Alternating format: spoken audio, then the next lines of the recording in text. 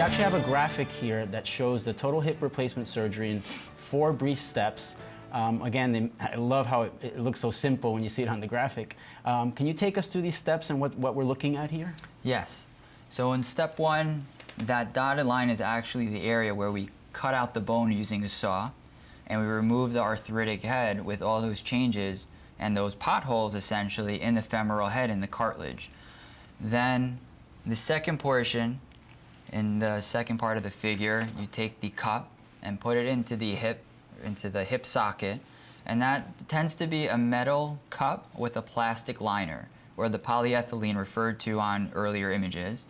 And then the hip stem with that big metal shiny head then becomes the new hip ball portion to the socket. Then step 3 is putting the hip back in the correct space, and step 4 is the surgery's all done and the patient's extremely happy without having, hopefully, the pain from the arthritis anymore. Right, and boom, 1, 2, 3, 4, you got a new hip. 1, 2, Brand 3, new 4. hip. I love it. So, Doc, we talked a little bit about different materials for hip replacements.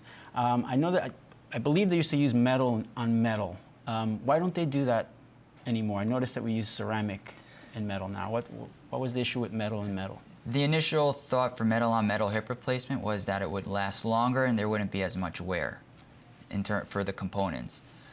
What ended up developing was a release, instead of plastic particles, metal ions.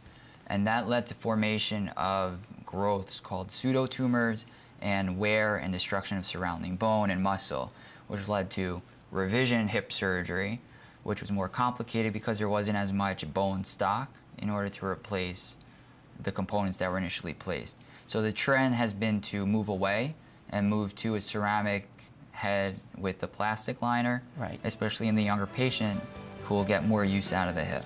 Okay.